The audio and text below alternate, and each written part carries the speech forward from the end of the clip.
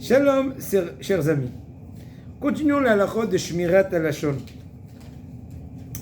Une personne qui voit son ami en train de transgresser de façon accidentelle une faute de la Torah, une interdiction de la Torah, et il n'a pas la possibilité de le juger positivement. Donc c'est une seule fois, il n'a pas vu ça, et que la personne a récidivé. Une seule fois il a vu ça. Alors voilà, dans ce cas-là, il n'aura pas le droit de raconter sur cette chose-là à autrui, à d'autres personnes, sur le fait qu'il a vu pour la première fois que Abraham a fait telle chose. Et même si c'est un cas où il n'a aucune possibilité de juger positivement le fameux ami, son ami.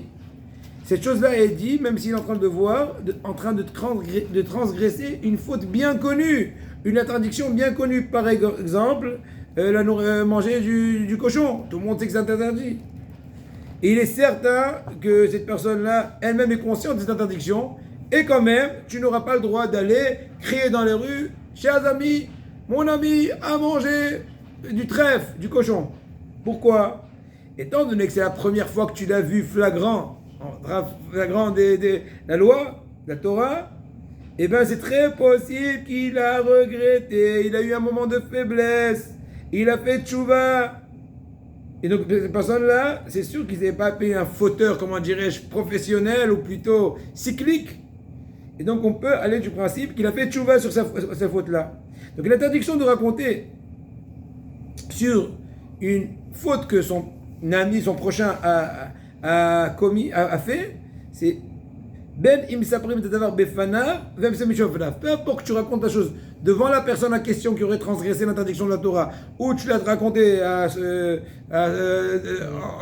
lorsqu'il est absent, l'interdiction est la même. Plus que cela, s'il fait honte à son ami en public en racontant: venez voir, Abraham t'es là, et vous savez, j'ai attrapé l'autre fois au McDo.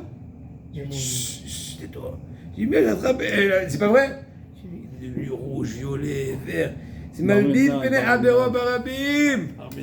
Tu es en train de faire honte en public. Il n'a pas de part au monde futur. Celui qui fait honte à son ami en public. Il le sait. Donc la meilleure façon de le mettre en ordre, de le mettre à l'ordre, de lui faire du bien, c'est venir discrètement l'encourager, le remonter, lui expliquer, etc. Le faire tchouva. Tout ce qu'on vient de dire à Botaï, on parle d'une personne de façon générale. Mais si c'est un Tamid Hacham, un érudit, a pu voir raison la puissance carrée que c'est presque certain, ou c'est certain qu'il a fait tchouva, il a regretté. Donc on donnera dans le cours prochain des exemples à cela.